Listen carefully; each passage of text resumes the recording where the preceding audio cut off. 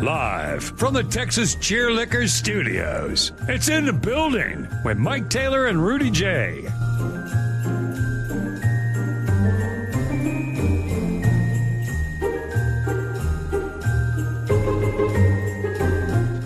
Well, it's the giving season. It is the holiday season, and the people have given us things this year. They've given us D-bags. What up, everybody? D-bags of which to vote for. Can you hear me? Am I good? Am I good for you, Rudy? Can you hear me good? Am I good? Yeah, you're good. Rudy can't hear you. Yeah. Oh, Rudy can't hear me, but I'm good, Bouquet. Okay, good. It is the giving season. What I do? And the people have given us a bunch of D-bags of which to vote for. And we have the national semifinals on our hands today. It is the second of our Final Four matchups in the 2025 In the Building Bagtastic Voyage D-Bag of the Year tournament of 2K25. Today, we have the second matchup, the 3 seed versus the 15 seed, who was a late entry, and had he decided to bail on Ole Miss 2 months ago, he would have had a higher than a 15 seed.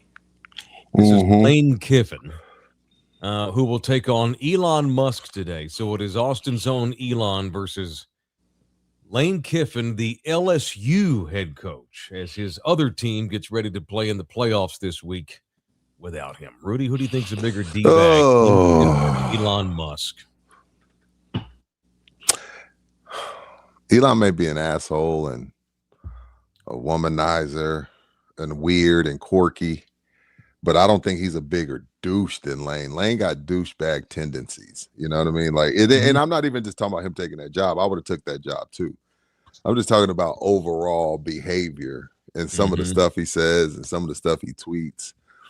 A little bit more douchey than Elon. Again, you can not like Elon because whatever reason, but douche, I don't know if I see him enough for him to call him a douche. I mean, I might, you know what I mean? I'm whatever. But I would think Lane's the bigger douche if I'm sticking to the letter of the definition. Agree, which is why I don't vote. But if I did, I ain't voting. I would vote for Lane. The winner of this matchup will advance to take on Aaron Rodgers Monday in the national. He kind of kicked Jordan Hudson's ass. He did. He's kicked everybody's ass. Aaron Rodgers is probably the favorite going into Monday. Yeah, he's going to be tough to beat. He's got momentum. You know, I think Aaron's going to be tough to beat, whether it's Elon or Lane. All right, so vote on there. It's up there today in the chat. Speaking of the chat, if you'd like to donate to us via the Super Chat, you certainly may do so. You can become a member of this thing for only $4.99 a month, as low as anyway, and get all of our members-only material. Want to make a quick announcement about the coming year. So beginning in January, not this coming week, next week we're going to do a show on Friday. And we're going to do a show the following Friday on New Year's, the day after New Year's, right? What day is that? Yes, okay, January 2nd. Thursday, yeah. The second Friday of January. Some of y'all are going to get pissed by this. So what's that? That would be the 9th, January 9th. Okay, start January 9th. Right, which is why I'm telling you now, to get everybody up to speed. Fridays are going to become members-only days starting in January on the 9th. We want to reward our members as much as we can. We have a pretty good amount of very loyal members, and they do pay. It's not much a month, but they pay something. You know, you want to get a bang for your buck. And we are recommitting to our members, as we should, in 2K26 by deeming all Friday shows starting January the 9th members only. That is the only way you'll be able to watch In the Building on Fridays. And you have to be a member. And it's very easy. You go to the YouTube page and you click on join and follow the trail. It's not very long. It's easy. If I could figure it out, anybody can. No shit. All right. So welcome. Me too. Here. It is In the Building. It's show 468, I want to say, under our watch already from the Texas Cheerlicker Studios today. Yes. Does not emanate from Southtown 101, but we still are on Pub Sports Radio. We're on Anthem TV. We are emanating today from our respective homes. Here's what a good dude I am. Nina's son is in town, and he's working remotely. And he's been using my desk all week, and I have no problem with that. I don't normally use that desk unless I'm doing a show. And he has all of his stuff set up in there. And I'm not going to kick this kid out after working at that desk all week so I can do our Friday show today from home. So I'm in my bedroom. Right behind me is my And Nina you just fixed it all. You just fixed up your office all nice. I just complimented you that. And I was like, hey, Mike's back in town. The office looks good. Looks great. Yeah. And you being good stepdaddy. Go ahead, son. That young man let me stay in his New Jersey apartment. Oh, that's right. A couple of nights. Not long ago. So that young man has bought me so much wine through his company in the last 2 years. Yeah. The least I can do is let him use my desk. Now, next week, when he's still here, probably gonna kick him out, but I might let him use it to keep it rolling. Well, gotta keep mama. Keep mama happy. Yeah, but we can't. This background is unideal. It's all good. Or I'm gonna go get some artwork and stick it up on my bedroom wall. So that's where I'm at. I'm on my bedroom today, right there. See that? Can you see the bed at all? No. That's for me and that little. I don't want to see your bed, bro. Too many. I don't want to see your bed because then my mind starts. I don't want to see your bed. Bro. I know. That's why I put it in your head to be an a-hole. All right, man. So y'all vote Lane Kiffin or Elon Musk in the D-Bag Championship. So it is a weird time. We got people in town, people staying with us, and it's great. And our schedules are going to get wonky. We're gonna take Christmas off, obviously. That day. So we've decided as a show. Here's another announcement. Next week, the only day we're going to take off is Jesus' actual birthday on the 25th, next Thursday. We're going to do shows Monday, Tuesday, Wednesday, and Friday of next week. This is how much we love y'all. Well, yes, we're doing this for the people. No other reason. No other reason. And we have partners too that rely on us to do shows. We don't want our partners leaving us. Right. But we just, a lot of people will be at home and, we do y'all better be tuned in too, dude, damn it. We work 1 hour a day, Rudy. We ain't taking all these days off. True. Ain't like I work 9 hours. And are we federal employees? Because I know Trump signed that executive order that Christmas Eve and the day after Christmas now are federal holidays. Well, I guess we're not federal employees. We're self-employed, independent contract, 1099 and 1099 LLC owners. Okay. Yeah. You and I. Speaking of, you and I need to sit down here in January and talk. Oh shit. Oh shit. Oopsies. I'm depressed. I was in a good mood, Mike. Love you hard. I was going. We're gonna owe Trump. He ain't giving us no days off. We're gonna owe his ass money here in a little while. We need to start finding some receipts. We'll have that talk. So anyway, it's just a cool time. It's and I've been acting like I don't like Christmas and stuff, but it is nice to have just hear from family, to have weird off days and big giant playoff. We got a big playoff game tonight in college football. We got NFL playoffs around the corner, so it's a really cool time in sports. Anyway, so and a lot of different Christmas shows are on TV right now. I've bitched about all the radio stations running Christmas music for 2 months, but now you're starting to see Christmas movies on all the networks, which is fine. Oh, yeah.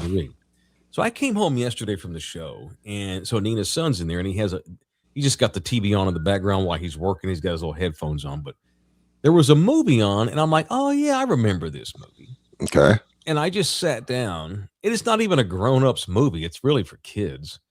I sat down for a minute, Rudy, and I swear to God, 45 minutes go by. I'm like, oh, my God, what am I doing? I need to get back to my day and get on with my chores. You ever seen the movie The Santa Claus with Tim Allen? Hell yes. And Judge Reinhold, who plays the stepdad? Hell yeah, I love it. I haven't seen that movie in years. Took my oldest two to see it when they were little and when it was at the movies. I've always loved Tim Allen too because of Tool Time. What an underrated Christmas movie The Santa Claus is. I love that movie. I had to make myself stop watching it yesterday. Because he kind of something happened and he started slowly turning into him, right? Am I remembering it right? Right. So Santa Claus got killed at his house. Fell off the roof. And so whenever Santa Claus dies off or retires, they have to give it off to the next person. Okay. And it was Tim Allen's house, and his character, Scott Calvin, his name happened to be SC already, and his initials anyway. He somehow, because he messes with the suit, all that magic goes to him, and now he's obligated to be Santa Claus. And so his ex-wife and her husband all think he's nuts because he's turning into Santa Claus, and he's this real grinchy, kind of cynical a-hole, and then he has to become Santa Claus, which he does not want to do. But then by the end of the movie, he's like, he's the best Santa Claus ever, and they almost take his son away from him because they think he's crazy when he really is turning into Santa Claus. Anyway, just what a damn good movie. It was good. Take my eyes off of it. It was. What's your favorite Christmas movie? Do you have one? Probably Goodfellas. Goodfellas. Okay. Yeah. Okay. I mean, the best scene of the movie is Christmas. They just pulled off the heist. Okay. And people start walking in with pink Cadillacs and fur coats and tennis bracelets. It's an underrated Christmas movie because people don't realize it's a Christmas movie. So probably Goodfellas. But if I'm just going traditional Christmas, gosh, I'm probably gonna go. Is it Friday After Next? Okay, so you don't have Christmas movies. You have. Obviously, I love Home Alone. I love Christmas Story. Yeah. But when you say underrated, that's different. Because my favorites are classics, so they're not underrated. Does that make sense? Yeah. Underrated means this. Like Santa Claus is underrated because it's not one that often. Like I haven't even heard anybody ever bring that up when we start talking Christmas movies. So to me, that qualifies as underrated. It sounds like you have some movies that you just traditionally watch on Christmas, right? Like Goodfellas did not come out in December, I don't think. It came out. I don't think so. I don't remember when it came out. Good question. I don't think it came out. It's not. Yes, there's a Christmas scene in there. Oh yeah, that's true. Maybe it's not a Christmas movie. The famous Lufthansa heist where they robbed they robbed the German airplane. But that doesn't. I don't think that makes it qualify as a Christmas. That's fair. But that scene is hilarious, though. That scene's fun. Underrated is a tough one because again, that has to mean that most people don't watch it. Like Santa Claus, that's a good one. I think that's a mic drop. It is a good one. That was a great movie. Ruben's in here. Yes, Samuel L. Jackson's character gets capped in the back of the head by Joe Pesci. And it was on Christmas. Yeah, it was on Christmas. See what I'm saying? I'm not here to debate what is and what ain't a Christmas movie. That's a tired debate. But his character screwed up. He didn't burn the dump truck. No, he went partying with his girl and left the truck. And he comes to the door in his tighty whities. I'm like, what are we doing? He's asleep. Joe Pesci just shoots him in the back of the freaking head. Blood goes everywhere, and Carbone's in there warming up coffee. Still want the coffee? No, I don't want the fucking coffee. Let's go. What the fuck's wrong with you? Yeah, that was a pretty good. Thank you. I've never been able to look at Joe Pesci the same. It's funny to see Joe Pesci playing the goofball. He's typecast. Robert in Home Alone. He was in Home Alone. Yeah, well, that's what's funny. It's like Nina she'd never seen Goodfellas, so she knows Joe Pesci as dipshit home burglar. I'm like, babe, you don't have no idea. When I see this man, all I see is Tommy from Goodfellas, and I get scared because he plays the biggest psychopathic, sociopathic murderer that you could ever have, or even the mafia is scared of it. Even in Casino. Yeah, that character's great too. Yeah. Golly. Yes, the Wet Bandits. Very good. Ruben. Which one was Christmas Vacation? Was that Chevy? Chevy Chase. That's a good one. That's a good underrated one, Raul. Yes, definitely highly underrated as well. Yep. I love Chevy. Now that I think about it, I loved me some Chevy Chase movies. To me, he was like Vince Vaughn or Will Ferrell before those guys. I think he crawled so they could walk. Mm-hmm. Oh yeah, absolutely. Chevy. Yeah. I love Chevy Chase. Now he's no one likes to work with him because he's such an asshole. Oh, he's an asshole. Okay. Yeah, I don't care. He makes good movies. Yeah. I still listen to R. Kelly and I still watch Chevy Chase movies. Sorry, Chevy, didn't mean to compare you to R. Kelly, but yeah, damn. All right, it is in the building. Jump into the chat. Make sure you vote today. It's the Final Four. Elon Musk is taking on Lane Kiffin. The winner will go to the World Championship game on Monday to take on Aaron Rodgers, who has already solidified his place in the championship game. And 21 for Life added Joe Pesci because that was solid. He added Joe Pesci to I your could do list. better. So, it's funny. We were in New Jersey the other day. Yeah. And Nina's never seen Goodfellas. I'm like, babe, I need you to watch The Sopranos. At least I need you to watch Goodfellas and The Sopranos, because so many of those scenes take place right there where we were near the Jersey swamps. And it's like, good point. Everywhere, because as we're riding around, I'm like, oh my God, this looks like a scene I saw in Sopranos, or this is like, that famous scene in Goodfellas where they're in the restaurant, which is one of the best movie scenes of all time. Do I amuse you? Yeah, great. Funny? You think I'm funny? That whole story is talking about, I was pulling this job in Secaucus, right? Yeah. And he got tired, so he decided to take a nap, and that's when the cops show up. What are you doing? Remember, that's how the whole story got going. Secaucus is right next door to Hoboken, where Nina's son lives. And so I'm seeing these Secaucus signs. I'm like, holy shit, there's the swamps. I bet Tommy's character dumped bodies in that that's probably where they buried Billy Bass, Yeah. So it was pretty cool. And she's just like, what are you talking about? So it was badass to be in New Jersey, because I love Sopranos, and I, of course, love Goodfellas. So Merry Christmas, everybody. All right. Show brought to you in part by Jay Ribaldo. My man, Jay Ribaldo. He has listings all the time that you can go see on his website. We posted one a couple of days ago. I don't know if Bouquet, you still have it. That's okay. But it's just like you get an idea of just how nice it is, how easy it is to buy homes in Bexar County compared to all of the major populated counties in the state. We are by far the least expensive county to purchase a home in all the state. And it ain't even close. Even Tarrant County now is almost double what we are as far as mean housing. Tarrant County, Harris County, Dallas County, Travis County. We are by far here in Bexar County the cheapest place to buy a home. The best guy in town to go to is Jay Ribaldo. Let's go see all of his listings on his website, Ribaldo.com. His number is 210-887-1081. You can email J2 at jribaldo@kw.com, or just go to that website. It's a really easy to maneuver website. It's Ribaldo.com. Ribaldo.com. Aaron Canoopers in the building. He donated money, so it's guaranteed we read his chat. Give me Jimmy Stewart in It's a Wonderful Life. Remember, George, no man is a failure who has friends. That is the famous line from the angel Clarence at the end of the movie when George gets saved and does not kill himself and avoids going to prison because Clarence, his guardian angel, saves his life. Greg Questanuela, what's up, Greg, with his daily 99-cent contribution.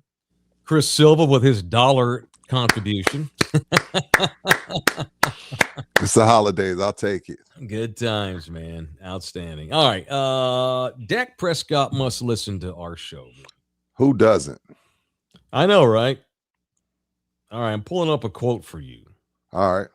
This is one day after you on this podcast wondered whether or not Dak should skip the game Sunday if the Eagles win Saturday. Because if the Eagles win Saturday, and who do they play? The Commanders or the Giants? Yeah, the Commanders. The Commanders. If the Eagles beat the Commanders tomorrow, then Dallas is eliminated from the postseason. So a logical question is, should we just sit Dak until next season? Well, Dak got asked about that. Either he listens or John Machota listened, the guy who covers the Cowboys for the Dallas Morning News. John. Good job. Good dude. He asked Dak point blank, if you guys were eliminated Saturday night, are there any thoughts that you might go ahead and just take a knee, at this stage of your career, at your age, with all of the injuries you've had? Here's the quote. I absolutely want to play in the next 3 games, regardless. Being a professional, this is my job. This is what I love to do. Sitting out last year and the times before, you don't take this game for granted. You play every game to win. You play every game with a chance to go to the playoffs and play in the Super Bowl. Unfortunately, that's not always the case. If that's not the case, when we take the field or whatever it may be, I'm thankful for the opportunity to play this game, and I'm not going to ever pass it up. Dak, and I don't think the coaches would tell him you can't play. Dak, I respect that. You go 40, 50 million a year. I respect that. But this is also a business. And I've also have a lot of money in you that I can't get out from under of if you were to get hurt in meaningless football games.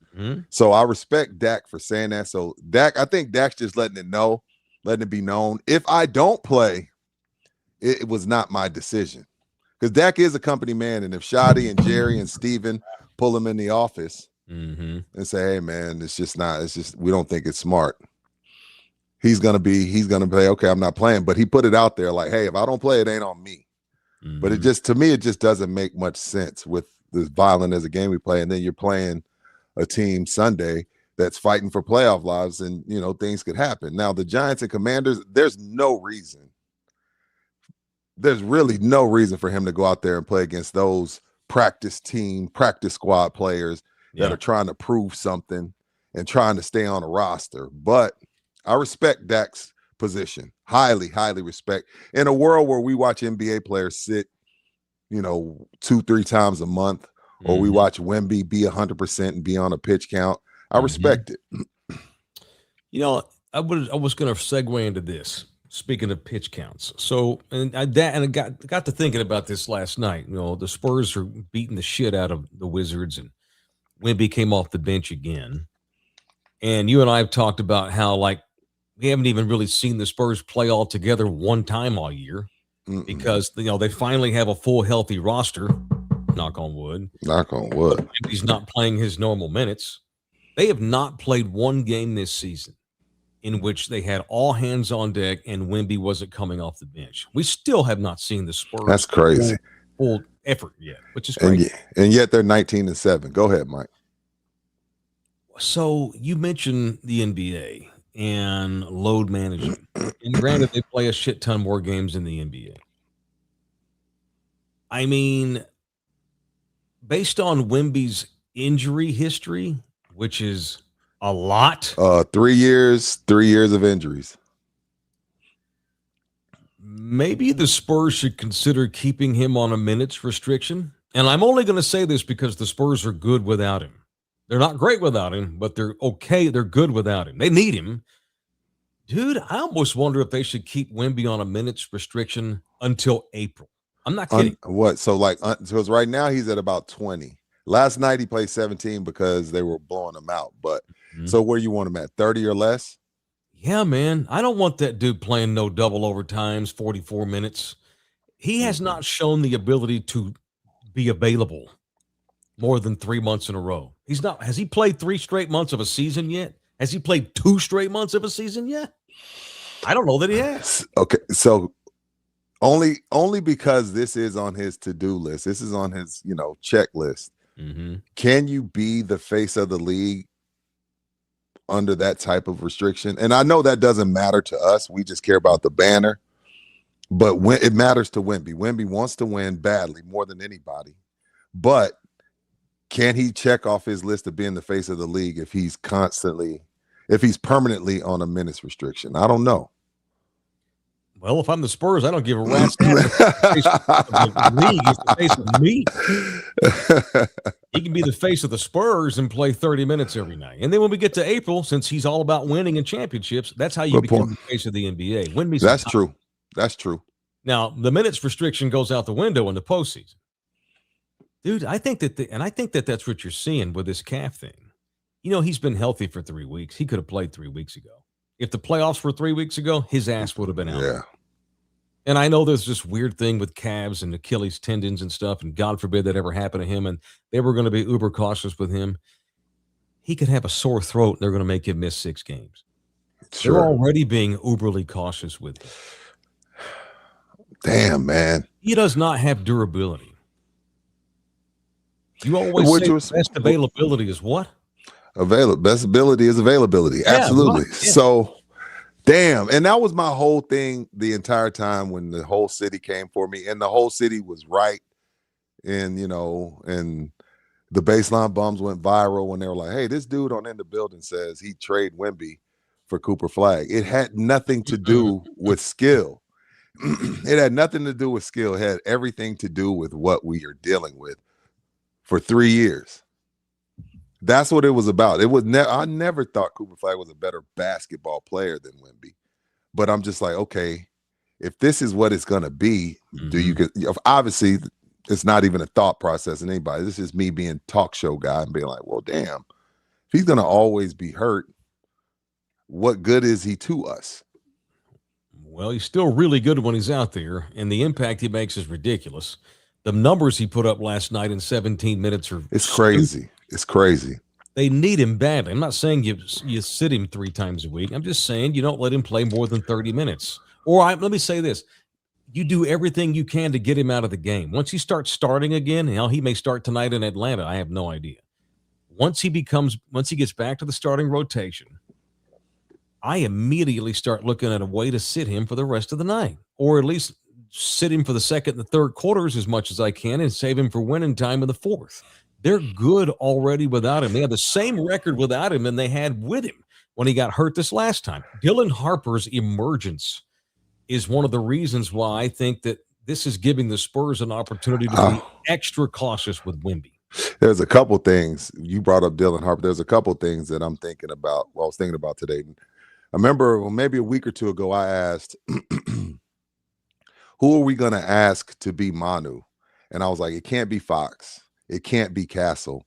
It may be Dylan Harper. And when you can get 24 off the bench, maybe Harper is my Manu for this team, because you get to come on and you get to just be free. If I have Harper out there, I want him being the guy who Austin Rivers said he has to play now. He has to play now. I need him to be there. I want him to be out there and be free. I don't want him to be out there worried about getting Castle the ball and letting Fox bring it up sometimes. And the second thing, I was like, let me look where the Spurs were December 19th last season. December 19th, today, last season, the Spurs were 14-13. Right now, they're 19-7. So they're 6 games better already, and they haven't even had Wemby. So I'm just bringing your point full circle. Yeah. As far as like, well, hell, if we're 6 games better, why push them? There's no need to. Why push them? Again, they have the same record without him than they do with him. Now, that doesn't mean that he's not valuable. That just means no schedule. But they've got kids and they've got Fox who can toe the line, keep the thing in the center lane while he's out. And if you can play that well when he's out, you ought to be able to still win games with him when he's not out and he's on a minutes restriction, they have. Right. With the way they play team defense, I think 8 minutes a quarter should be enough. I'll give you 32 minutes. That's it. I think 8 minutes a quarter, no matter what. 8 minutes a quarter. You let them sit the first 4 to 5 minutes of the fourth, let them finish that game. But I feel like 8 minutes, I'm kind of agreeing with you, Mike. 30 to 32 sounds good to me. Yeah, at least for the next month or so. Yeah. I need that dude to be available more. I'd rather have him on a 30-minutes restriction than not have him. Yes. And they've gone without him since he got here. Preach. And I'm getting my other guys quality experience. Yeah, having Wemby's like they almost have like the Spurs have 2 cars. They got the pickup truck that you can put 300,000 miles on, and it's durable, and it's your midday car, and you go to work in that. You run your errands in that badass pickup truck that's always reliable. And the pickup truck is everybody on that team except Wemby. It's like Dylan Harper, De'Aaron Fox, Keldon Johnson, Devin Vassell. These are Steph Castle. That's your pickup truck. But you got this badass European rare car that you export. Supercar. It's a supercar. Wemby's one of those cars is only one of one. It is not a car that you can be running errands in on a Tuesday or going to work every day. This is Saturday, top down, cruising to the lake, show off car. Wemby is a sports car. He is not Tim Duncan. I don't know if he ever will be Tim Duncan. Tim Duncan was a truck, just an old reliable, big old, 83 F-150 extended cab. Yeah.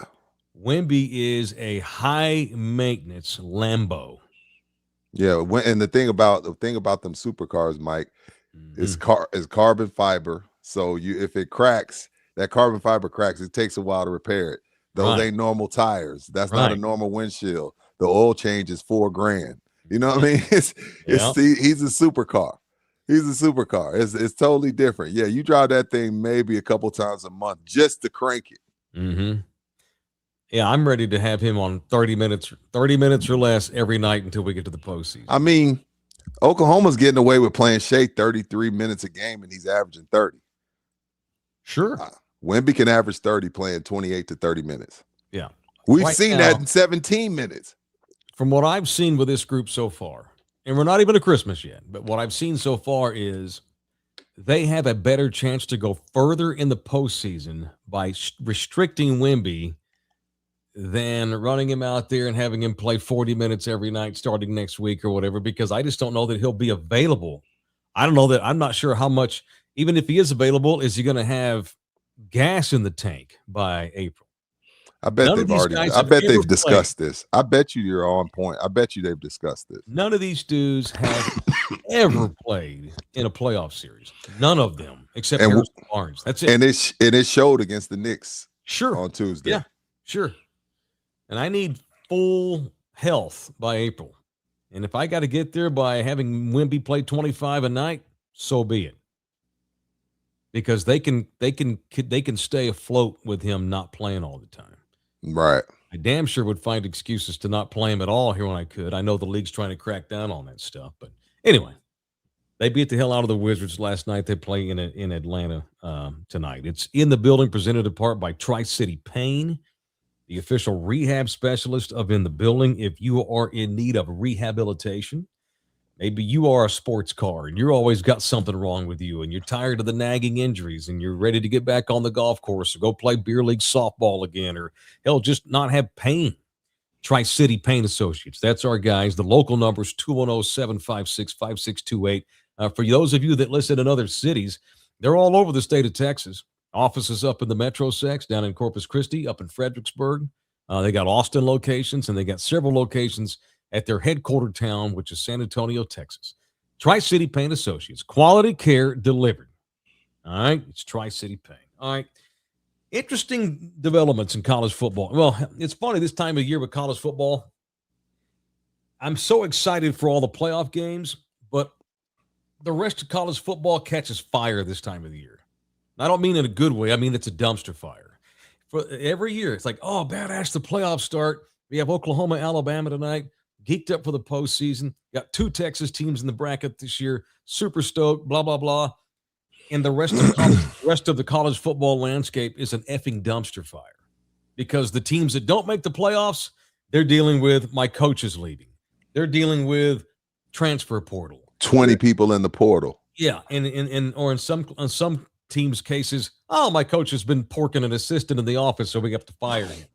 If you don't make the playoffs, your season's the rest of this time of year is a complete dumpster fire in college football. It's ridiculous. It's ridiculous. Major changes at Texas yesterday.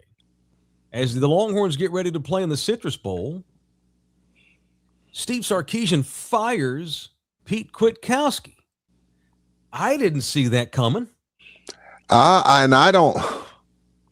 guess sometimes you can get fired not because you did a bad job, Mike, but because they feel like there's a better option. And that's what I feel like. I feel like that's what this is. If Muschamp hasn't lost his fastball, I feel like in Sark's mind, it's like, hey, Pete, we love you. When we were struggling offensively, you kept this boat from sinking. You did a good job, but I feel like Muschamp could do a great job. So I don't think he lost his job because he was bad. It's just, okay, I think I have a better option, that can happen. And it sucks for Pete, but it can happen, and we saw it happen. The cutthroat world of college football. Yes. You know, Texas did make the playoffs, and so somebody had to take the fall. And I don't know that, I have no idea what happened. Like, Muschamp all of a sudden was available, so it's like, well, hell, I mean, if he's available and he wants to come back to Austin, where he used to live and work, we'll just tell Pete, hey, dude, hey, it's not you, it's us. But we found that girl at work, 10 years younger. She got a big old set. She does things that you won't do. I mean, that's a horrible analogy, but I think you know what I'm saying. Yeah. A better looking girl came along, which is horrible. Pete Kwiatkowski has saved Sark's ass a lot in the last 3 years. The Texas Longhorns are a team that has gone to the national semifinals the last 2 years before this one because they had an elite defense. And Pete Kwiatkowski was the guy coaching it. So I don't know if maybe Pete did something stupid or Pete doesn't want to be there. I don't know if it was just a case of Muschamp's agent called and said, "Hey, Will come back today." So they're like, "Oh, holy shit!" Well, maybe this was like a Lakers situation where, "Hey, would y'all ever entertain trading for Luka?" You know what I'm saying? Like, Will Muschamp's available, so you just fired. Did Pete get blindsided? I have no idea, but it was a very interesting thing.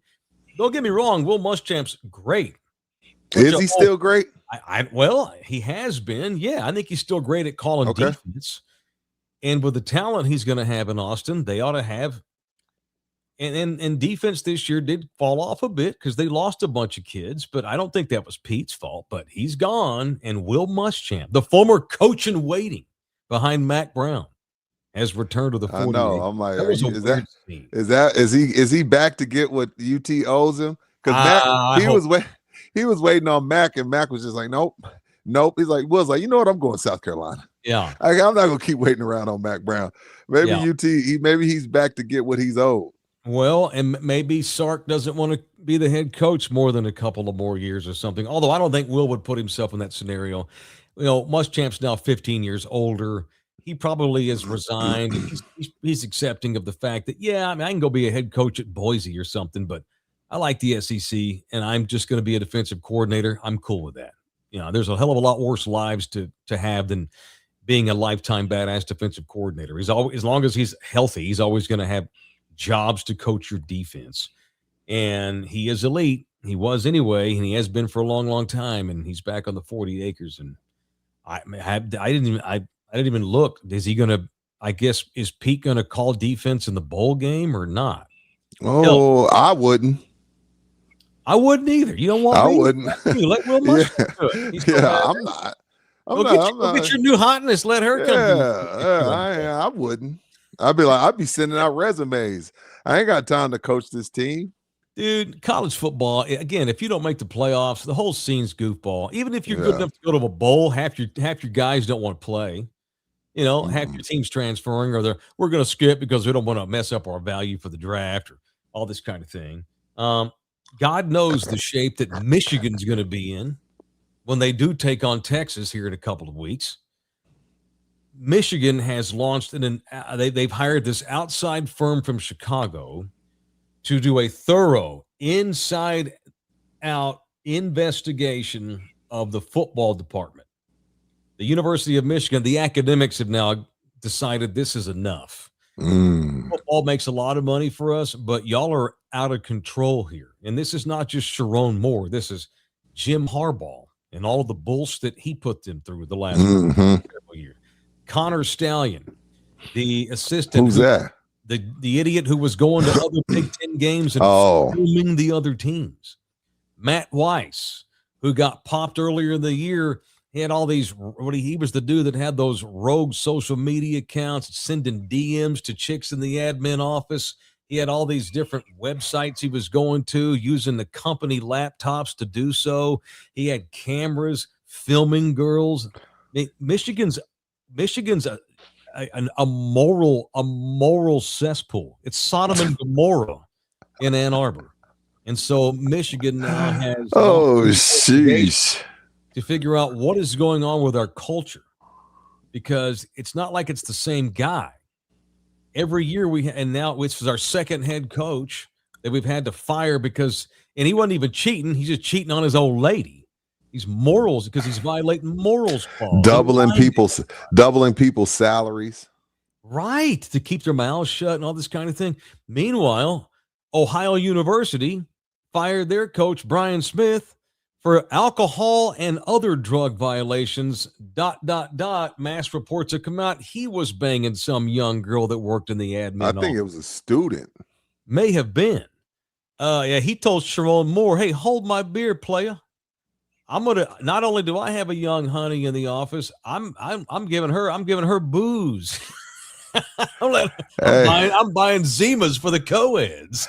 Now, Red Raider Nation can tell. Red Raider Nation can tell you better than me, Mike. But maybe they just at the wrong time, because I have sources that Kingsbury did damage on the Red Raider campus. Now I don't know if it's true. I'm not saying it's true. I'm not saying that it's true. But I heard Kingsbury had some fun at Red Raider Nation. Well, I can't. Hey, I've said I heard that. I didn't say that's true. Well, Coach Bro, he has been smart enough to be a single man all of these years. Now that's true too. I think as long as you're a single man, you can do whatever you want in your own private time. Now, you can break the law. No, if you're a college campus, you legal. Right. If you're a single man and you're banging the AD's wife, they're probably not going to let that stand.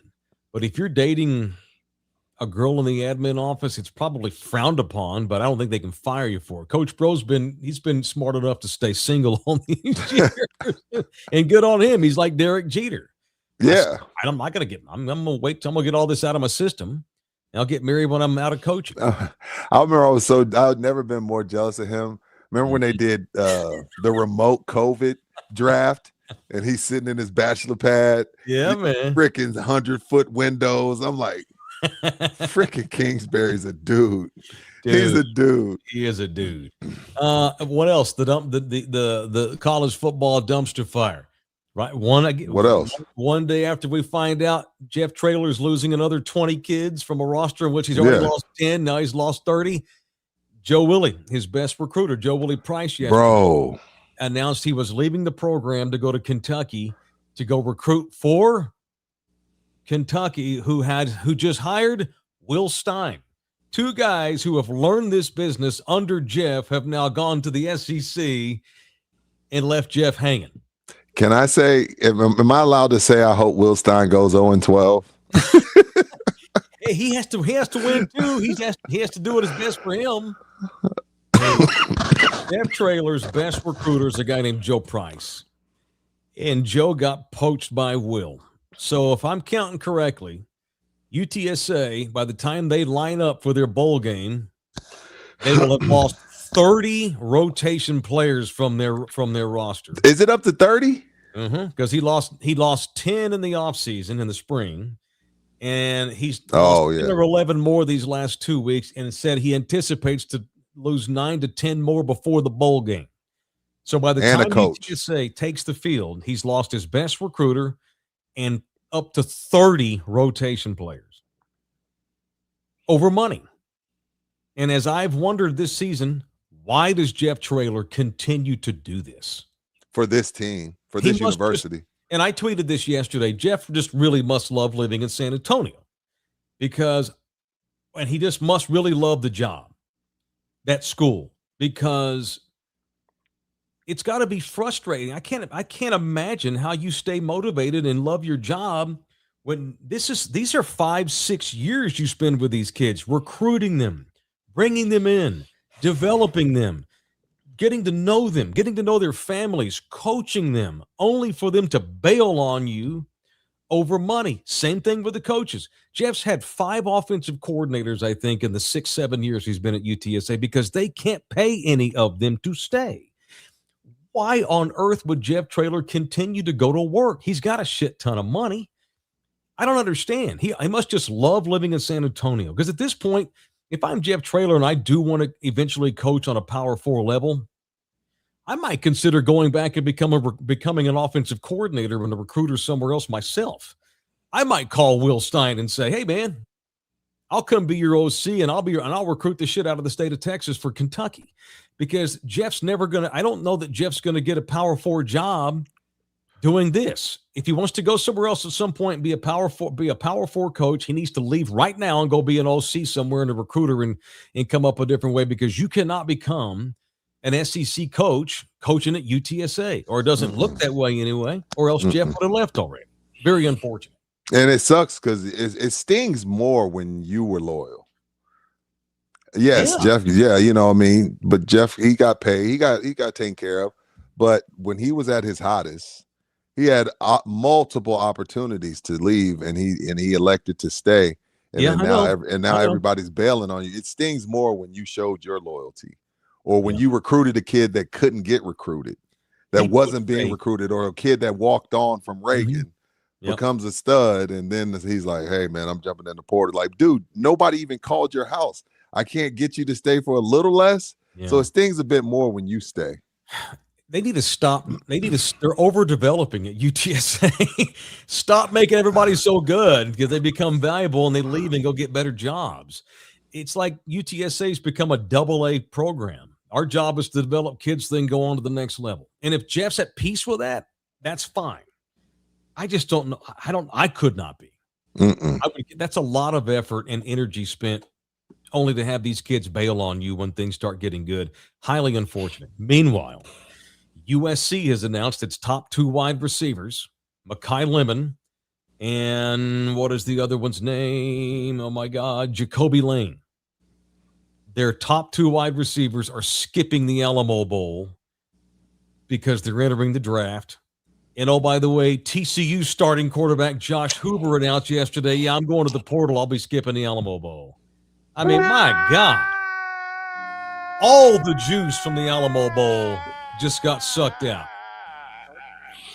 So the Frogs got to run a backup quarterback out there, and USC's got no wide receivers.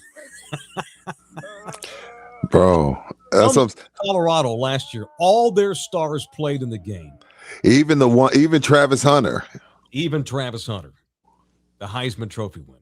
That and then it comes back to what I said one of the days you were off, Mike. Like, we could talk shit about Notre Dame all we want, but as you're starting to see, they aren't the only ones that don't give a crap about the bowl. Notre Dame, because we hate Notre Dame, we jumped on them. But just look around the country. First of all, there's another 10, 11 universities that bowed out, and players are bowing out by the truckload. It's a waste. So the bowls, I mean, it's not me. I know it's tradition for some of y'all over the holidays. You get with your grandpa and y'all watch all the games all day and drink beer. And it's a cool thing but it's not about the bowls. It's about you bonding with your grandfather. So I get it. Mm-hmm. But in 2025, they just don't matter. No, we've made it that way. And how did we? First of all, even when it was just the BCS, you could kind of feel it like it's starting to wither a bit. But now we've made it this way. How did we not see this coming? Well, some of us did. Some of us pointed these things out for the better part of 2 years, and we get criticized and just get called haters and go watch the NFL because you clearly hate college football. Right. Some of us love college football, and we see these. And a lot of it's about the stupid schedule. There's no regulation on NIL. The calendar's all effed up. The transfer portal is January the 2nd. Academic calendar. Yeah. The January 2nd is another transfer portal in the middle of your playoffs. You have a playoff team. Their coach has left to go to the rival school down the highway. You got 2 dipshit schools like Tulane and James Madison in your postseason. It's so screwed up and flawed. The only reason I'm excited about the playoffs is I love college football because college football is not giving me a whole lot of great reasons to love it back. I have an idea. We need an NIT for college football. Put all the non-power 4 schools in a playoff like the NAIA does. I like that better than the Tangerine Bowl. Have an NIT, have another tournament, a playoff type tournament, and put some money in it and get like the NBA Cup. Pay teams that go to the championship of the college football NIT. Now, I know you're not going to be nearly as interested in that as the big boy playoffs, but it saves your bowls. Have these bowls turn into playoff games, but like a different playoff tier. Like we're mixing English Premier League soccer with the NBA Cup and the lower level college, because like Montana State wins the whatever Division II championship every year. Like Division II and III, they have long ass playoff brackets. Let's do that with some of these schools that don't make the playoffs, like an NIT type thing, and pay the kids out of a pot. Have the Alamo Bowl this year. We're going to have the first round of the NIT playoff tournament, and some of the money that the Alamo Bowl generates, we give to the winning team. and they distribute it to the kids. You're still going to have kids skip because they want to go to the NFL. You're still going to have some kids want to leave and go to the portal. Oh, by the way, don't have the portal this time of the fucking year. And another thing, Mike, is it sucks for, and I know it's crazy to say this because it feels like they're winning at everything. But first of all, let's be clear about one thing. Not everybody gets NIL. All right. Not everybody's getting paid to play. If let's say I'm playing for Ole Miss and the coach that recruited me is gone, but Georgia has called me and said, hey, you jump in the portal, we might have something for you. Mm-hmm. Now, you're that kid that's in the playoff, the games that actually matter. Are you going to jump in the portal? So some of the kids that maybe there's a kid from Oregon that Cody Campbell wants to throw some money at, like, hey, man, might be some money for you. But that kid has to decide, okay, do I jump in the portal and I have to miss the playoff? Yeah. You know what I mean? Like, you're not, 9 times out of 10, you're not going to do that. So there's another whole eliminate the portal this time. Eliminate the portal, man. It screws everybody.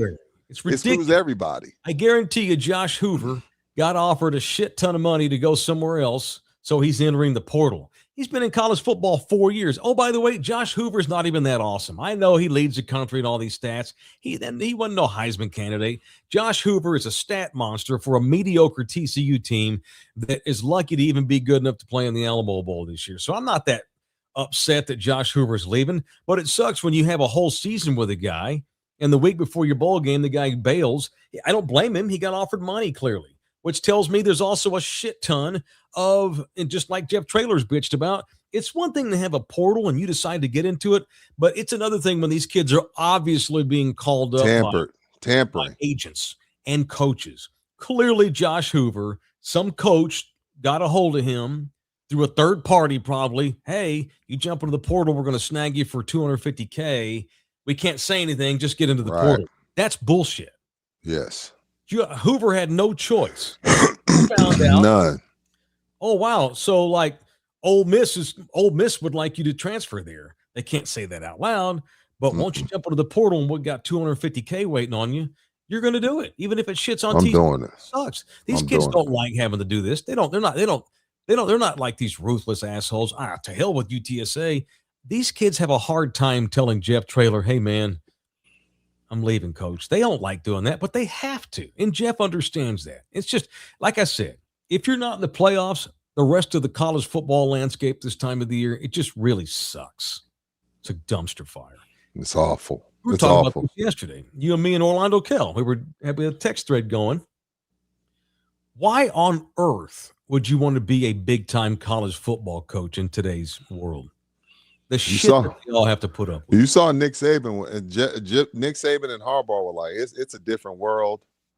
I'm not doing it. I heard, Darren Woodson told the story on the pivot. Like, they wanted me to talk to CD Lamb. And he was like, CD Lamb makes $35 million a year. What can I tell him? He goes, and it's all the way down. You know what I mean? Like, there's like, when a guy like Nick Saban knows he has no more control because of the money and because of NIL, well, there's some definitely, like, it can work, but we got to have some hardcore rule changes. And the NCAA knows it, and they just sit on their hands. It's annoying.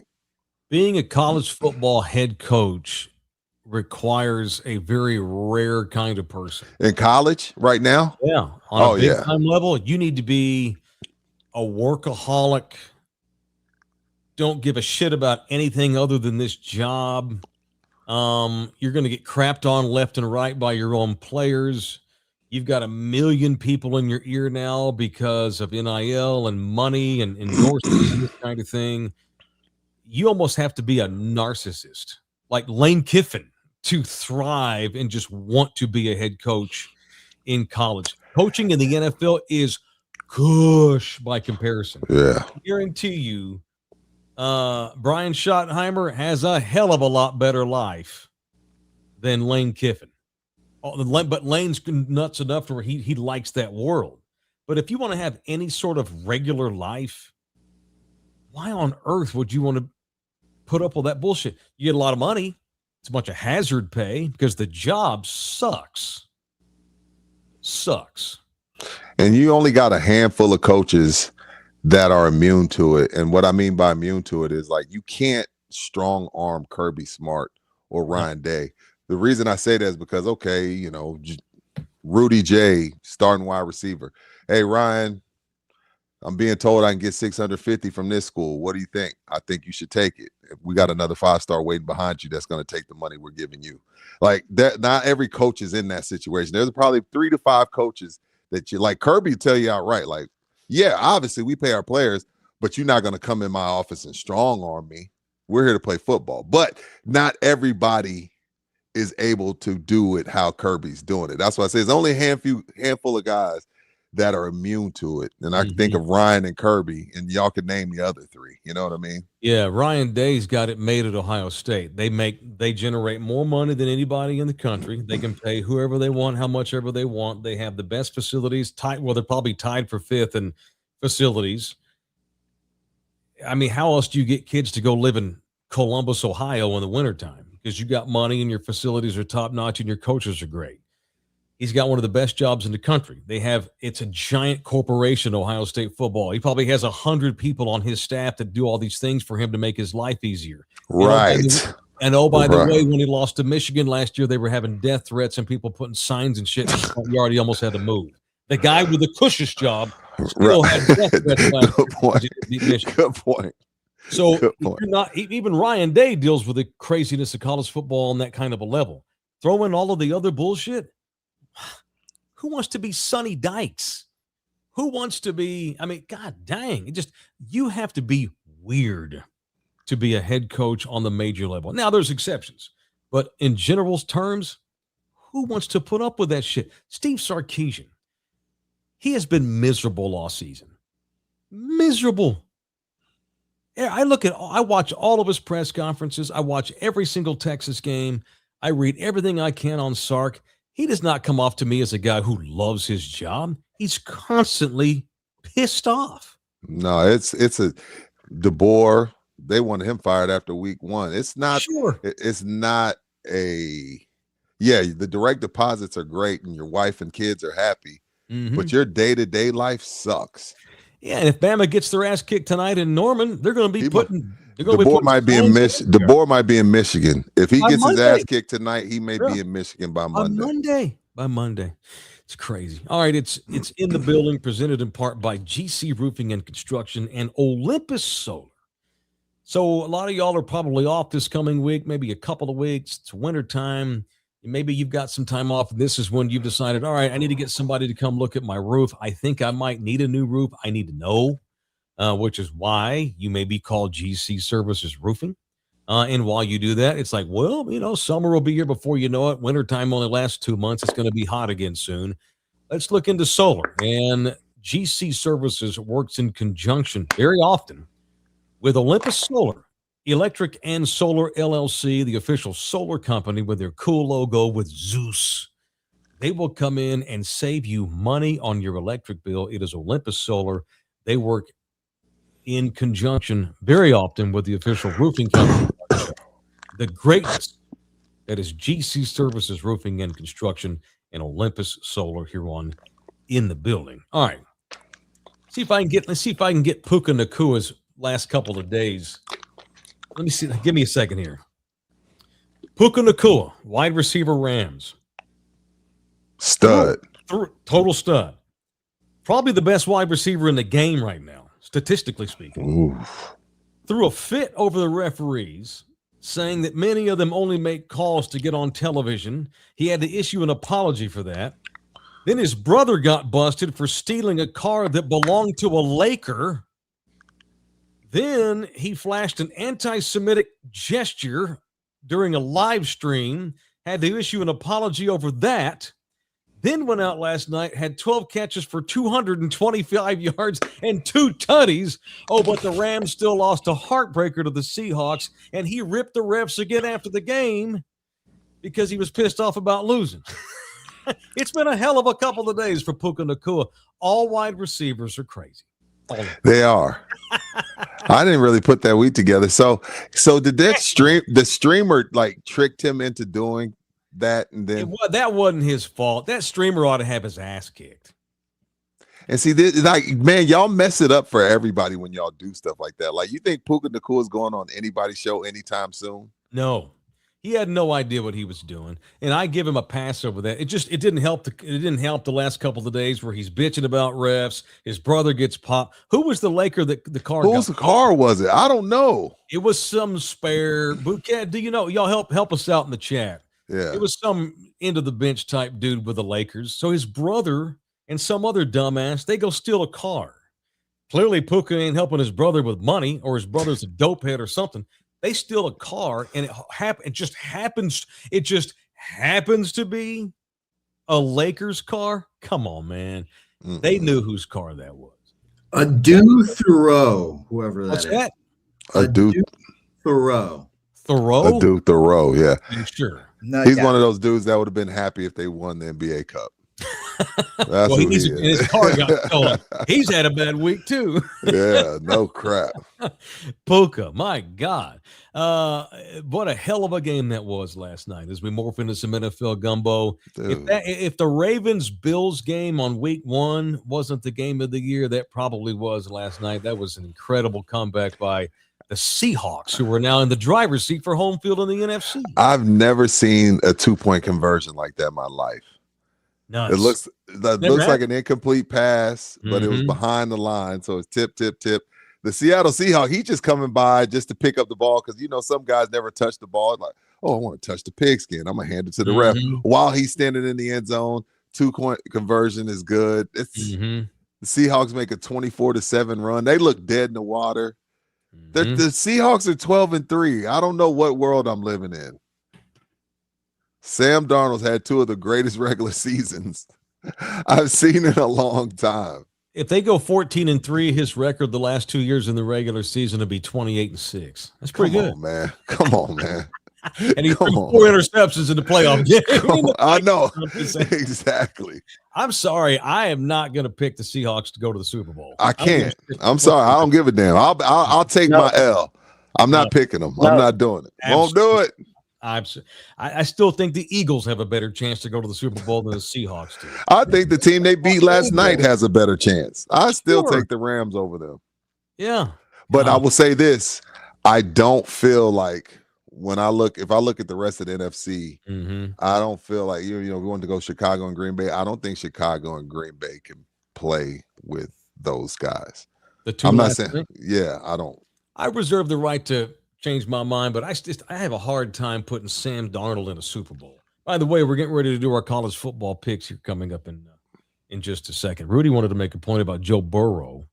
I saw his he threw for like 30 more touchdowns. I'm talking about his Heisman year. Like 30, he threw 60 tutties. Yeah, almost 6,000 yards. And then I was looking at him because I saw this graphic of Mendoza's numbers and Burrow's numbers. Yeah, and you're like, what the hell's going on here? But again, that was probably, you could say that was maybe one of the best teams, if not the best team of all time. But it just, Mendoza's numbers didn't look Heisman-like when you put him next to Burrow's. But I still think he's a Heisman. He was my pick from like week 3, week 4. But when you compare him to what Burrow did 2019, it was stupid. I forgot Burrow threw 60 tutties that year.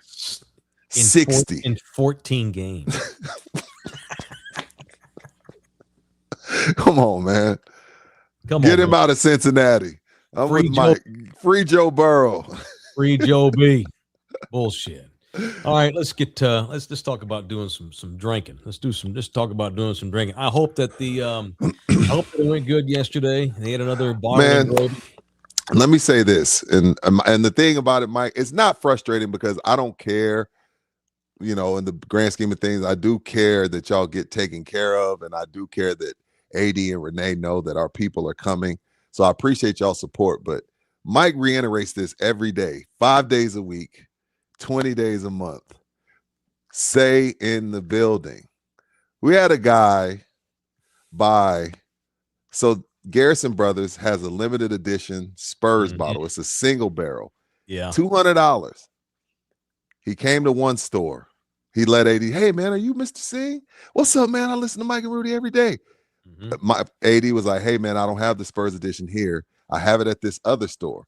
Yeah. True in the building fan drives to the other store, Yeah. Now, all the employees don't know Mike and I. Now, if you would have had it there, you would have got your 5%, but you went and bought a $200 bottle, which we're thankful for. AD went and looked it back up. He didn't say in the building. He didn't say y'all got to say in the pissed. Y'all, like, there's 7 stores, which probably means 21 employees, and about 4 of them know us. Right. You got to say, especially when you're first of all, thank you. Whoever you are, thank you. Appreciate your love and support. Thank you, man. You would have saved $10, man, which is you would pretty much damn near saved on the tax, my man. Thank you. That's a dope bottle. Garrison Brothers only made $1,200. Comes in a cool Fiesta Spurs bag. That's cool. One of the coolest setups. It's got the Spur emblem on the back of the bottle. Dope bottle.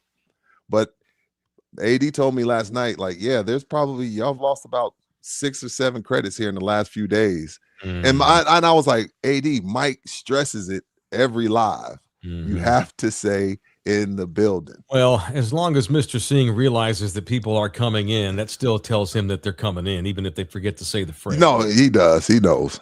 But I feel bad. So whoever that guy is that bought the Garrison Brothers, reach out to us. I want to come meet you and take a picture with you. Yeah. You missed that on your discount. At least we can do is come say thank you. Yeah, let us know who you are. Yeah, let us know who you are.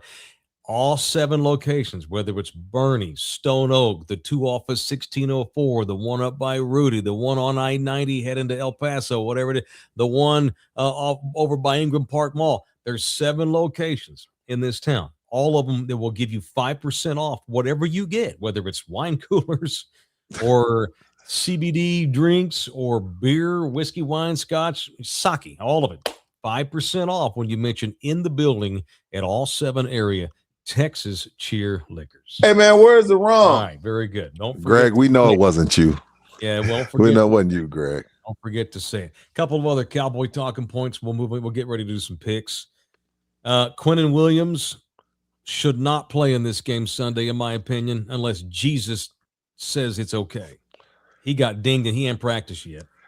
Mike, I know Puka had a rough week, but Quinnen agreed with us. Quinnen tore into the refs. I'm surprised he hasn't got fined yet. He's like, he will. These refs want to be a part of the game so bad. Yeah, said the same. He's like, I'm getting destroyed. I'm getting mugged. I'm getting held. I'm getting face masks. Everything. Nothing. He's like, I can't get a call to save my life. Well, doesn't help when your defensive coordinator shit. Oh, by the way, what happened? You see this? So the Cowboys have decided, I guess Shoddy decided, that Matt Eberflus is going to coach from the press box Sunday and for the remaining 3 games because they got him close. He'll do a better job. Well, they got him closer to the door, Mike. Correct. They got him closer to the door. His ass is so fired. You gonna tell me that now that you're eliminated and you got no chance to go to the playoffs, barring a miracle, now we're gonna move your defensive coordinator to the press box because he can see things better? Your ass should have done that 8 weeks ago. You do this now when the season's over. That tells me he's fired. If Matt Eberflus is a Cowboys employee in 30 days from now, I have nothing to say because they're always going to be them. I'm just saying it's going to be it's going to be horse garbage if Eberflus is not fired as soon as the season's over. And I hope this moving to the press box is the beginning of the end of Matt Eberflus. Because don't tell me that, we just feel like he'll do a better job up there. Then why didn't you move him 2 effing months ago? That tells me you don't know what you're doing. Did Quinn used to sit up top too? Dan sit up top every game. He did, right? Okay, I knew I wasn't crazy. Every game, every single. I guess Shoddy's like, maybe you can see what you're doing wrong from a different vantage point because you clearly can't see it from the sideline. Maybe you can sit up there and update your resume. I hope this means he's going to get fired. However things go down Sunday, it's a noon start. Rudy and I will have Cowboys Overreaction Knee Jerks presented in part by Legacy Pools of San Antonio on Sunday when the game is over. Me and Rudy and Buki will have the post-game show Sunday after the Chargers game here on the channel presented by Legacy Pools of San Antonio. All right, let's get violent, shall we? Let's get violent and do a little bit of punching here on In the Building. It's time for People I Want to Punch presented by the Law Office of Orlando Kell. Now, it's time for People I Want to punch on In the Building. When I dropped my phone. It's all good. There we go. It's harder to bend over at 51 than it used to be. Who you punching today and why? I'm going to punch one John Morant. He can't stay out of his own way. Even when he thinks he's staying out of his own way, he's an airhead. Like I think he's just an airhead.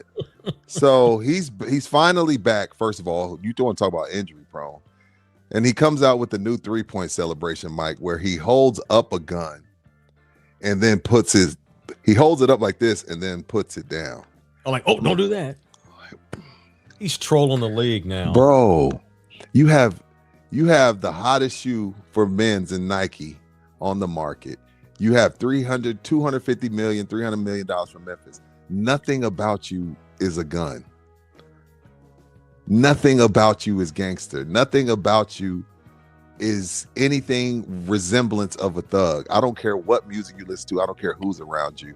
John Morant irks my nerves beyond belief. So much talent, yet so ignorant, yet so childish. It's sad. Like, it's sad. I was like, oh, they're like new John Morant 3-point celebration. And I'm like, just hoop, bro. Just hoop. And this is why Darren Woodson didn't want to talk to CD. This is exactly why, because what do you tell him? You got $100 million from Nike, you got $200 from Memphis. What am I gonna say to him? Hey man, eat your salad, go to bed earlier.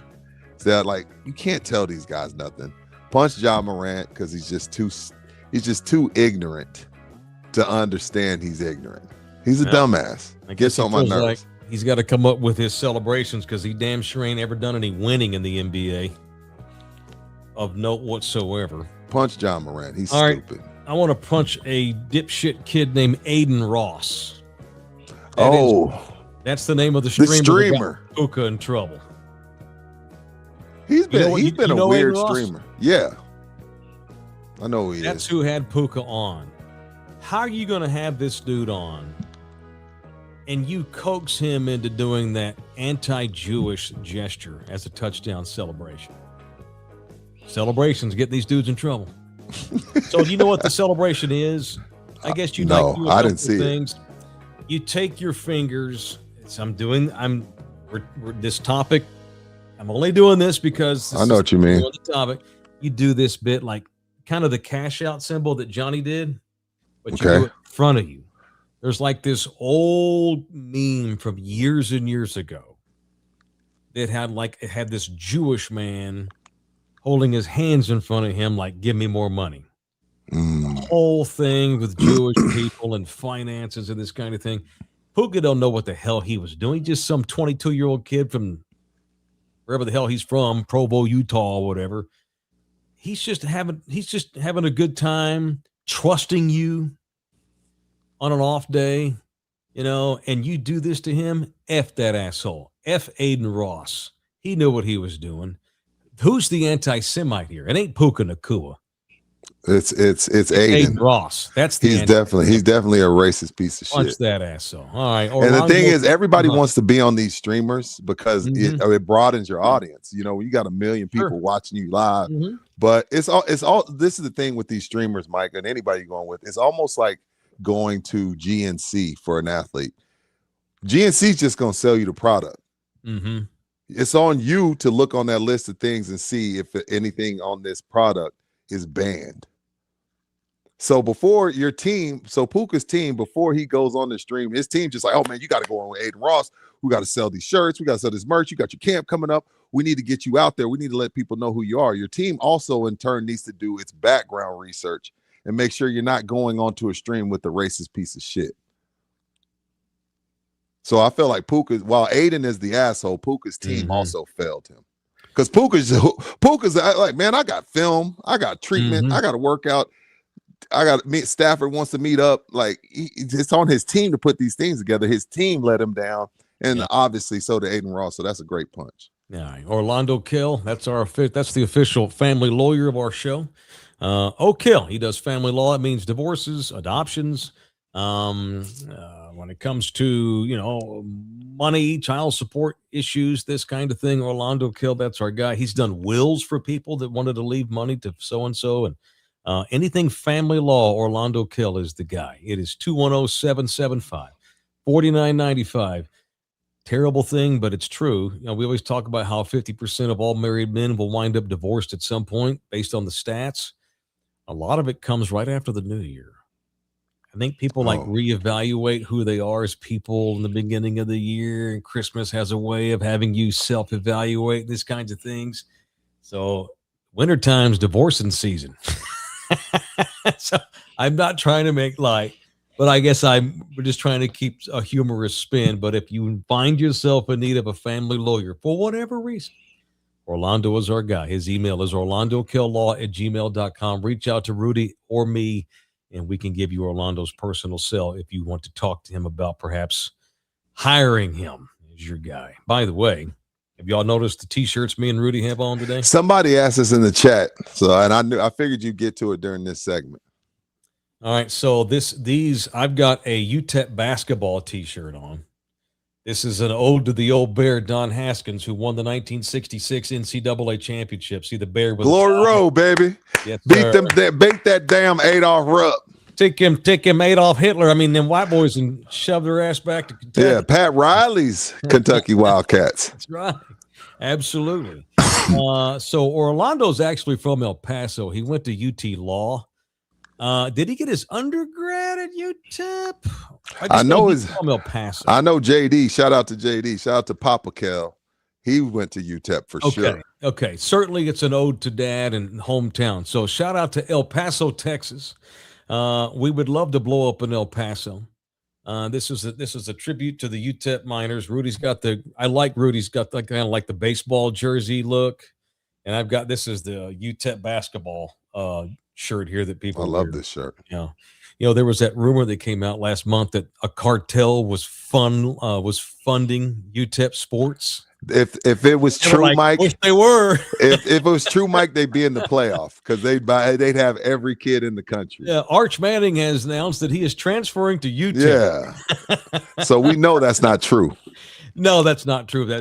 But how they could use it though. UTEP's another one of these schools. It's just starving out there for money. Yeah. Thank you for the Christmas gift, Orlando. Thank you, Orlando. Thank you, man. Chris Silva's in the building. He's been a member for 8 months today. Thank you, Chris, for your membership, dude. It's Friday. Get these guys a Christmas donation. Thank you, Chris. Chris is out there pimping for us, trying to get us paid. I appreciate that very much. Julian B is in the building. $9.99. Thank you, Julian. What's going on, you good-looking sons of bitches? I like that. I don't mean that in the bookie way. Y'all have a good weekend. Okay, yeah. You can call another man handsome without wanting him to clap your cheeks. Right. Thank you, Julian. Rogie's in here in the building. Heard on the Dan Patrick Show, they have a new playoff formula, and the Big Ten and SEC agreed if certain changes aren't made, they would start their own playoffs. I'm fine with that. I'm all for it. The Big 12 is not going to let that happen without their involvement. I'll guarantee that. But at least now we're starting the, and I heard about this, we're at least starting the discussion. Oh, wow. People are realizing that nothing about the playoffs makes any sense whatsoever. Oh, okay, cool. Let's do something about that. Let's have some more discussions and actually get some things done. Greg's in the building. Punch female Waymo drivers going down the wrong way on I-35. How is it's no one in there? Why are you genderizing the car? The Waymo car means no one's driving, Greg. We had a Waymo go the wrong way on the highway the other day, and I posted. Mm-hmm. I was like, I'm never getting in one of those, not because I'm scared, because humans drive like crap too, Mike. But I'd rather give my hard-earned money to the woman or man trying to make ends meet. I want my tip to go to a person, like, because those Uber, Lyft, Uber Eats, DoorDash people, first of all, they don't make no money. No. Second of all, the little bit they make, I want it to go to a human, to somebody actually driving. Now, I know DoorDash and all those places make billions of dollars, but, you know, if I tip somebody, I'm tipping a person trying to feed their family. Screw a Waymo. I'm anti-Waymo. I'm going to have a very hard time getting into one of those things at some point. I'm not doing it. Hey, I won't want to. Me and Rudy saw one in Austin on the freeway. I'm like, get over. Yeah, I didn't want that thing next. Yeah, Mike Rudy got over. Mike made me get over. He was like, "Hey man, get over." I was like, "You right? Let's go." It was creepy. It was like watching a horror movie. Yeah. Shout out to one of our most dedicated, loyal members, Jorge Sanchez, who on more than one occasion this year has gifted memberships. Just gifted 5 more today. Thank you, dude. Dude, you're the man. I appreciate that very much. Thank you, dude. I love the Hispanics. Thank you, Jorge. Jesus 5 Christ. more memberships he's given. Thank you, man. You're badass. I appreciate you. Who else we got? Appreciate you. Oh, Kong's in here telling me I'm wrong about Josh Hoover. Yeah. Pete Armenta, $2, Frye, and George Rodriguez. George Rodriguez, $20. Merry Christmas. Listening, y'all. You, man. From start at ticket 760, George Q Masters. Thank you. Let's see where Josh Hoover winds up going, Kongs. Let's see. Clearly, he already knows where he's going, or he wouldn't be dumping on TCU right now. I'm a little bit down on my Frogs. You know, I think Sonny Dykes caught lightning in a bottle with Gary Patterson's players and went to the national championship, and we've been pretty mediocre suck-ass since. I need a younger guy, or at least I need somebody better, but not even necessarily younger. You just tell the truth, Mike. You want Jeff to have that. Of course, I would love Jeff Traylor to be the coach at TCU. And if Sonny don't stop winning games, we're never going to get rid of him. Never going to get him. Yeah. All right, let's do some picks. Bouquet's doing some double duty today, which is absolutely okay. Are you even available? Okay, cool. Do you have the right bracket this time? Okay, yes. Here we go. Okay, so we have the bracket. Is there any production value here? I'm going to write these down. This is our official picks here, man. We're going to pick the whole thing or just this weekend? Want to do the whole thing?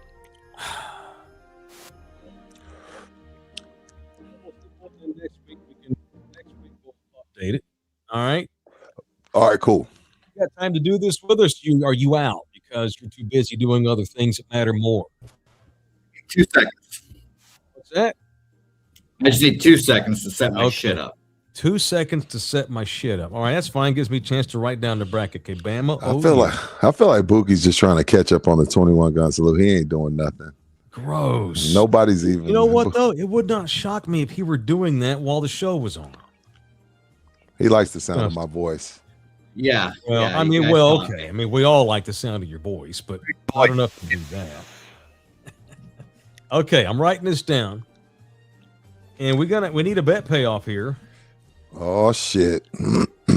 Let's think about maybe. All right, in the chat, jump in there. What do y'all think the bet payoff should be for one of the three of us who finishes third place in the national championship picks we're about to give? Jennifer's in here. Let's wish my JMU Dukes good luck tomorrow. Okay. Sorry, Jennifer. Dukes. Ducks. Jennifer, thank you for your loyal support. Thank you. And we will respect JMU today. All right. But they're going to lose. Rudy, you're picking Oregon? Yes. Okay. Bouquet, are you picking Oregon? Are we doing ATS or are we going straight up? Because I remember you mentioned ATS. Let's do both. Look, let's just do straight up first. You think Oregon's going to win, right? Yeah, but I think JMU can cover 20.5. 20.5. Okay, hang on 1 second. So getting 20.5. So Buki, you're picking JMU? Against the spread, to cover. Yes. Okay, Rudy, you taking the 20? I think JMU covers. Wow. Okay. I disagree with both of you. I think Oregon beats them 55-7. I think Oregon, because they play such a good football team next week, they're going to have a vanilla playbook. They don't want to give Tech any more film than they already have, and they won't run one play that they plan on running against Tech, which may cause a little bit of confusion. JMU will keep it within striking distance, and they win by about 15 to 20 points. So I think JMU covers. All right. Straight up tonight, Alabama at Oklahoma in Norman. Rudy? Give me OU. OU. All right. Bouquet. I'll take Oklahoma as well, unfortunately. They're favored by 1.5 points. I am shocked at that. I thought for sure, no matter what, who cares what your heart and your mind saying, I've never heard you pick the Sooners to win anything, not even softball. Yeah, I don't want. Yeah, their softball team sucks too. Shout out to that girl that was on steroids her whole career. Okay, dude. But he's picking with his brain today. Yeah, I heard there was a punishment, so I'm not going to be the guy that does that. All right, what is the line? 1.5. Oh, Oklahoma. You favored? Yeah, Alabama opened up as the favorite 1.5, and it's flipped to Oklahoma. Give me OU to cover. Yeah. Yeah. Anybody? I'm not taking Bama. OU's going to win by 10. Yeah, so we're all in agreement. We're all taking OU to win and cover. All right, well, it's only 1.5. Okay, cool. Tulane at Ole Miss. Let's just go straight to the spread because we're all taking Ole Miss. No one's going to pick Tulane, right? Yeah. So let's just go to the spread. All right. What is the line? 17.5. 17. Wow. Give me Ole Miss to cover. Okay. Give me Tulane. Wow. Okay, Jose, you're taking Tulane. You know what? F that. I'm taking Ole Miss to cover the 17.5. Me too. Once again, we're going to come in here Monday. I'm going to be bitching. Told you so. This bullshit bracket that allows these turd teams into the top 12. We were supposed to be putting the 12 best teams into a playoff bracket, and y'all's asses give me Jimmy Madison. No offense to Jennifer. That's bullshit, which is why we should have a second tier that has their own playoffs. How cool would TCU USC be if it were a playoff game and the winner advances to the next week to play somebody else? Would that be cool? That'd be cool. Mm-hmm. I don't think so. I don't think that people would leave anyways. It's Division II football. No, it's not. It's TCU and it's USC. You're just making a second division of football. That's just D2. That's exactly what I'm doing. Yes, that's D2. Exactly what we're doing. Yeah. I don't want to watch anyway. With a post. All right, the U at Kyle Field tomorrow to take on the Texas Aggies. Give me the Fighting Texas Aggies to win the game out. Okay, Jose. Miami to win as well. Okay, you got Miami. I took A&M. All right, I got A&M. Miami 3.5. Right. Yeah, that's plus 3.5. Okay, Miami. I'm on Miami. They win the game outright. So okay, cool. So you're on Miami on both. Rudy, 3.5. You going to stick with the Aggies to cover? I think it's going to be a close one. I think the U covers. I think A&M wins. All right, cool. Give me the U to cover as well, but I think the Aggies win the game outright. All right. Let's quickly go through the next rounds. Where is the Tech game going to be played next week? Let me double check. I think it's the Cotton Bowl. Let me double check. I think it's in Dallas. So yeah, I think it's in Dallas. Mm. And that's the early kickoff too, right? 11 a.m. I want to say next week. Mm. All right. So sorry, go ahead. All right. So Rudy and we all three picked Oregon. Oregon, Texas Tech. I'll take Oregon. All right. Jose? I'll take Oregon as well. I will as well. All three of us pick Oregon. All right. Then AJ's furious right now. I can feel it through the screen. I don't know why he's furious. We picked Oregon to win. Oh my God, they're one of the 5 best teams in the country. Holy shit. How dare we pick Oregon? Yeah. Wow. Oregon's horrible. I'm not sure if they'll beat James Madison. Oregon might win the national championship. All right. We all three picked Oklahoma. Who's Oklahoma, Indiana? We're all going to pick Indiana, aren't we? I'm taking IU.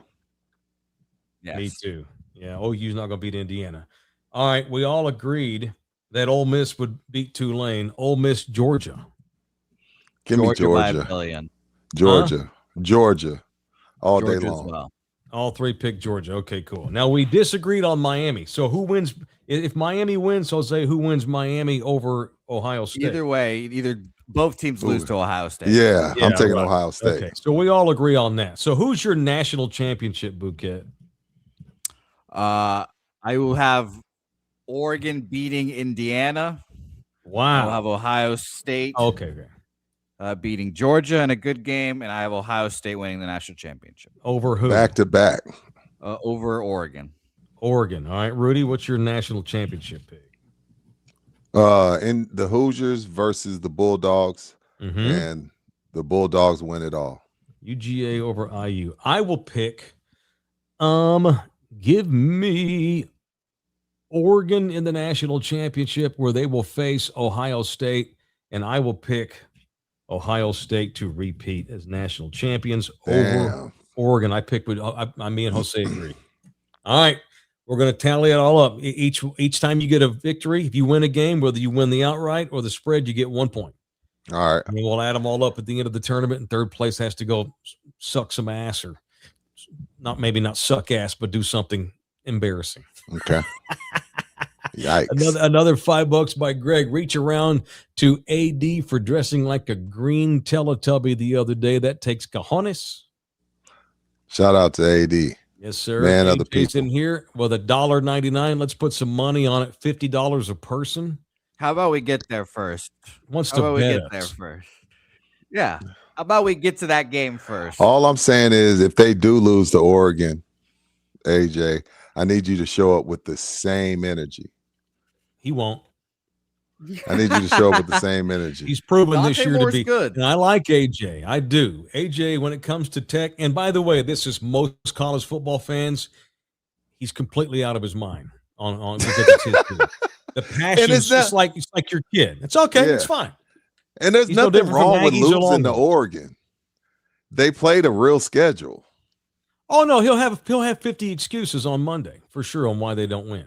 The refs. Sure. Bad weather, anyway. World. I don't know. Oregon's really effing good, man. Watch out for Oregon. So it's Tech if they win the title. And we've done nothing but prop up Tech all year. Yeah, Tech's very good. They got a bad draw. Oregon's really, really good, and they're going to get Oregon coming off a game in which they got a layup game at home against fucking James Madison. The fact that game's not in Lubbock is what AJ should really be pissed off. Yes, that game should be in Lubbock, and the stats against BYU don't matter to me. No, I don't care about your stats against that. All Big I will 12 say schedule. is that it is a crime that Tech is one of the top 4 teams in the country, and they don't get a home game, but they're going to play a team that is coming off having a home game in a playoff game against Tech. James Should be Madison. playing James Tech. That second round should be at the home sites. That's it sucks even worse for Tech. Apparently that game's in the Orange Bowl too, not even in Dallas or wherever. So it sucks more in the Cotton Bowl. No, it's apparently it's my AJ saying it's in the Orange Bowl. So well, this is the thing. That's stupid for Oregon. You got to travel across country. It's bad for both. Like that should be Texas Tech's home game in Dallas. There's nothing about this there's nothing about this bracket that makes sense. None of it. None of it. The whole thing. That will be, even though it could be on Mars, and I think it's going to be more of it's going to be a home game for Tech, no matter where they play. I hope I'm wrong. I would like to. They've never been there before. I hope we have an A&M Tech national championship game because I support any and all things Texas. I just don't. I'm worried about the Aggies against Miami. I think it's going to be a hell of a game. I don't trust Carson Beck, so I'm going to take the Aggies at home. But after that, I just can't see A&M going into the horseshoe and winning. I'd love to see that, but I just don't. I don't see it. All right, good show today, boys. All right, who won today's matchup, Bouquet? That is an excellent question. Let me pull it up. Refresh right now. and update that bitch. Who is it? Pull it up right now. It was not close when I last checked it here. I'm gonna shut up to see who it is as my YouTube link loads very slowly. I can tell you're speaking slow on purpose to kill time. Yes. We need to know the winner is here. Okay. Lane Kiffin. Domination. I won't miss him. Go ahead. 7%. How much? 57. Oh, okay. Lane advances. So Lane versus Rogers. That is a very good championship. That's a good championship, and they're both really douches. Yeah. All right. So y'all want to have a quick production meeting? Sure. Should I have the championship go on? Should I do a Twitter poll as well of that? Yeah, absolutely. Combine that with our live chat since it's the championship, or are we screwing up the format by changing the rules on the last day? Yeah. Well, how are you going to combine them? I'd make it a 24-hour Twitter poll. So say it's like 51-49. Total vote. No, you know what? That's asking me to do more than I want to. Yeah. We'll just keep it on the chat. We'll keep it in the chat. Listen to the show live. All right. Yeah. Also, the Ohio State game would be at Jerry World. Mm-hmm. Gotta sell those tickets. Yeah. So A&M, see, it'd be so cool to see A&M go into the horseshoe, but no, they don't get a home game for being one of the top 4 teams. that game actually gives the Aggies a better shot, obviously, because it's in Texas and they don't have to go to Columbus. But how cool would it be if those 4 teams that are got buys also got home games? It's dumb. The whole thing is stupid. Yeah. And I love college football, and it's the only thing that keeps my ass watching is because I love the games and I love the intrigue and I love the pageantry.